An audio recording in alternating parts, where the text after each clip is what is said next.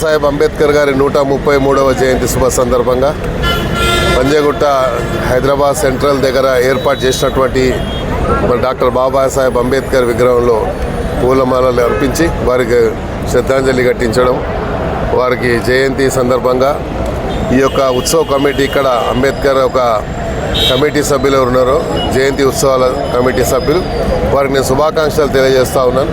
ప్రధానంగా ఇక్కడ డాక్టర్ బాబాసాహెబ్ అంబేద్కర్ విగ్రహాన్ని పెట్టడానికి వారు చేసిన కృషి ఇంత అంతా కాదు. ఎన్నో రకాల పోరాటం చేసిన తర్వాత మరందరూ కూడా ఇక్కడ ఈ స్థానిక ఒక ప్రజాప్రతినిధిగా వారి ఆలోచన యొక్క విధానాన్ని పరిగణలోకి తీసుకొని ఇక్కడ బాబాసాహెబ్ అంబేద్కర్ గారి స్టాచ్యూ పెట్టడంలో మేమంతా సఫలీకృతులమయ్యాం.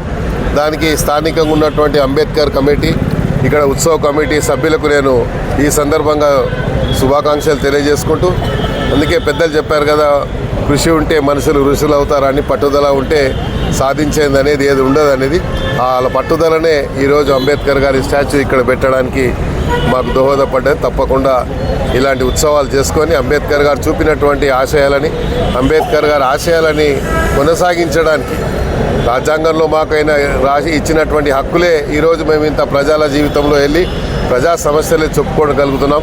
లేకపోతే బ్రిటిష్ కాలంలో ప్రజల మందు ఉండి ప్రజా సమస్యలను గొంతెత్తితే మరి బ్రిటిష్ వాళ్ళు పిట్టల్ని కాల్చినటువంటి సందర్భాలు ఎన్నో ఉన్నాయి. అందుకని ఎన్నో రకాలుగా వివక్షకు గురైనటువంటి బడుగు బలహీన వర్గాలు, దళితులు, ఎస్సీ ఎస్టీలు అన్నీ కూడా ఆలోచించి డాక్టర్ బాబాసాహెబ్ అంబేద్కర్ గారు ఆలోచించారు రాజ్యాంగంలో ఇలా హక్కులు కల్పించాలని. అందుకని కాన్స్టిట్యూషన్ రాసేటప్పుడు అన్ని విషయాలను పరిగణలోకి తీసుకొని మరి రాజ్యాంగంలో మాకు హక్కులు కల్పించారు. వారు కల్పించినటువంటి హక్కులే ఈరోజు మేము ఈ స్థాయికి ఎదగగలిగినాం.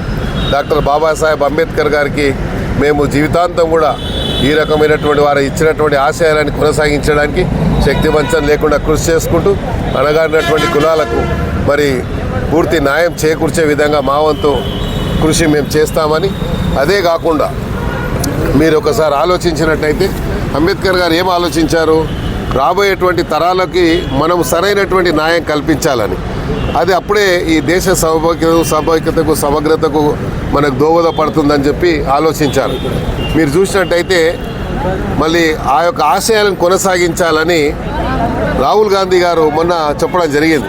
కులగణన కార్యక్రమాన్ని తీసుకొని ఈ దేశంలో ఉన్నటువంటి సెన్సెస్ని కులాల వారీగా సెన్సెస్ చేసి ఒక ఎట్లయితే మనం ఎక్స్రే తీస్తే ఎట్లాగైతే మనకు ఉన్నటువంటి సమస్యలు బయటికి వస్తాయో అట్లాగా ఈ దేశంలో ఉన్నటువంటి కులాల వారి అన్నీ కూడా ఎక్స్రే తీసి వారికి న్యాయం చేకూర్చాలని ఒక సంకల్పంతో రాహుల్ గాంధీ గారు ఆలోచించారు.